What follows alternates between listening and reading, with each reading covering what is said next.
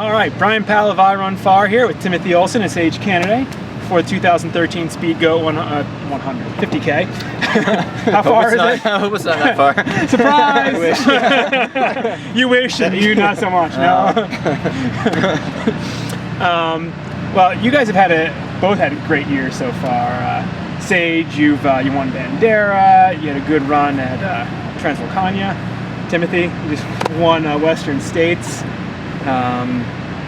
You guys have raced each other a couple times so far this year. Started out at Tarawera. Sage, you had a pretty good lead there. Yeah, I went too hard too early maybe. And you paced yourself pretty well. Made a good last charge. I let him get way far ahead. That was my bad. How'd that play out at Transvolcania? Again, about I think 2 or 3 minutes you were behind. Again, yeah, he just gets me by a couple minutes every time. So thank you for not coming to Western. You know, I'm not running that far yet. But was it the same sort of thing where Transvolcania, did he have a big lead on you? And yeah, then he went out hard. I'm not very quick at getting out. The legs need a little oil before they start moving. So yeah, it's probably something I need to work on the shorter distance races, that I go out a little harder and kind of get to that that red line a little bit sooner. And I feel more comfortable as the race goes on, and that's just kind of how I've raced, and it's worked well in the hundreds. Yeah. And something I probably should work on the other ones, but also just Sage is a fast little man, and yeah, he's had really good races this year, so it's been fun racing, and we get to do another 50k together. For sure, yeah. It'll be good. So yeah, your strengths. You've obviously in the more recent past come from running some really strong marathons, and I believe you're looking to do some again come this fall, right? Probably the winter. Yeah. But you have that speed. How are you going to use it on a course like Speedgoat? I mean, it's 50k, but runs almost time-wise closer to a fast 50-miler. Oh yeah, well I don't think I am. I think the average pace is going to be fairly slow because of all the climbing, and there's that one little technical section too, and because of altitude as well. But I think it comes down to lung capacity too, like being able to grind up hills and having like a high VO2 max, high lactate threshold, and obviously having done a lot of speed work like in college and racing marathons, you're used to that intensity, high heart rate efforts. So it's a matter than just not falling and breaking your leg or getting lost or bonking epically, because that could all happen too. So there's a couple, basically 2 huge climbs on the course, and the last, I don't know, 5 or 7 miles are off the mountain. How are you going to meet out your strength over those 2 climbs? Or are you going to I'm just gonna have to play it by ear. I have no idea what's in store for me. I'll probably write down like Ricky and Killian splits from last year and have them on my arm, like I usually do. So kind of gauge off of that and just by feel and kind of play it by ear, I guess. I don't know what to expect. It's gonna be brutal. It's gonna be painful. I know that. There'll be a lot of pain. That is in the mix for tomorrow. Yep. And speaking of pain, I mean, obviously you just came off Western States, running another just great race to win it again. How's your recovery going? Yeah, the recovery's been really smooth. After you run 100, you're tired, of course, for a while. So all the muscles and body felt great.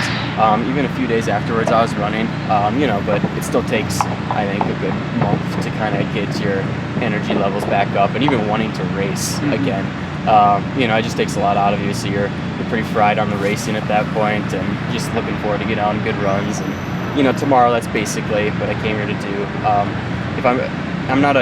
I like 50Ks, I like, running in any sense, but, I stick to the longer distances. But if I'm going to do a 50K, this one seems about right what I would like to do, and I'm looking forward to all the climbs.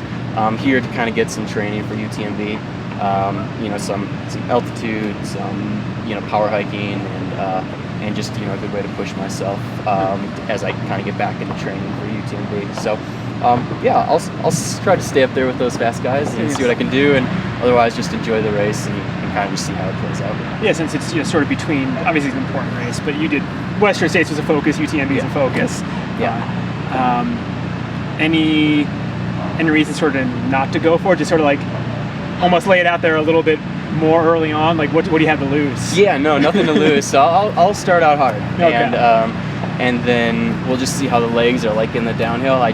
you know, you just did a lot of downhill at Western States, so making sure my quads are ready for UTMB and all that. So this will give me some good, you know, crushing on them to see how they're feeling and feel that out. And if they're feeling okay, then I'll rock it down hard. And if they're giving me a little twinges, I'll back off and play it smart to get ready for UTMB. Gotcha. And Sage, you have raced your fellow Cornellian Max King at URock. He edged you out there in the final miles. Yeah, he did. It was your first 100K. Yeah. Now you're racing him at a shorter distance. You've got a lot more experience. You looking forward to maybe a little payback? Oh, it's Sonoma. That's right. You did. You saw him as you were going by late in the race. It was aggressive there. But yeah, looking forward. Max is a great guy. Always an inspiration. We've always looked up to him ever since our Cornell days. So great guy to be out there running against. There's a lot of speed in the race, especially with somebody like him. If you're coming off, either of you, if you're coming off Hidden Peak the last time in the lead, you be running scared as hell, or with the talent and especially the speed behind you? I'm sure scared, but that's just going to be, you know, just a good painful quad bashing, and you know, who can not trip and land on their face, and you know, who can deal with flying down there. I'm sure these guys will be going 5-minute pace down there. So I don't think that's gonna happen. We'll get your Strava splits on Sunday, right? Yeah. We'll see, right? Yeah, I'll put on Strava. Yeah. With the group out there, I mean, they'll be flying, so it'll be good. Yeah, so Sage, have you continued to work on your downhilling ability? I know you were living up in Netherlands, Colorado for a little while. Is that?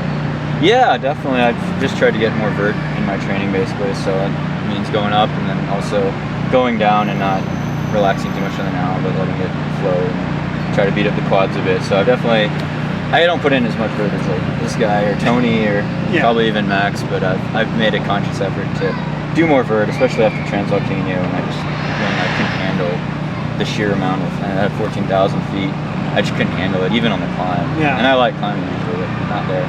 No. Well, you got like 11,000 tomorrow. Yeah. In a little more condensed format. Yeah, it'll be tough at altitude. If it was only up and down at Transvolcano, it's the same. Yeah. Less distance. Yeah, we'll see. It'll be tough. Yeah. You guys got any predictions? Any? Assuming you're out of it, who else is going to? I'm never out of it, but out of the picking yourself for the win. Yeah. Well, this guy will probably have a pretty darn good one, and I mean Max is awesome. Looking forward to seeing Tony get out there. You know, hopefully show up healthy and get to bust out a good race. He's you know, getting sick at Transvolcano sucks, so I'm sure he's excited to get a good run in, and he's altitude trained, I believe. He kind of lives at 14,000 feet, so he'll have a good run. And see how Cam's foot's doing after Western, but the guy's lightning quick too, so there's a good mix there, and probably others I'm forgetting. Oh, but, yeah. Yeah, I think a lot of guys will take it out hard, going for that cream's pretty sweet to have, $1,000. You'll go for that one? I think a lot of guys will go for that one. Pay for the trip. It'll be intense, yeah, because you got John Trivia, Cody Moat, some local guys who are used to climbing. Are going to be in the mix for sure, and Cam, I think he even said he was going to take it out hard, so there's that. So it'll be interesting. The interesting thing is here is last year, I mean, Ricky took it out hard and still got the preem and still had a great race. So but you can recover on the down. Two huge downer, Yeah. So I mean, you whip it up in 8.5 miles. You're sucking wind, but then you can kind of recover a little bit on that down. Maybe. You never know. 11,000 feet of altitude. Yeah. It's gonna be hard to breathe a little bit. Yeah, for sure. When we have an oxygen tank up on Hidden Peak for you guys. Nice. Oxygen bottle. Yeah. Well, cool guys. Thanks for doing this great group interview here. Yeah. And best of luck out there. Yeah. Good luck. Yeah. Sure. You as well, man. Yeah. Good one.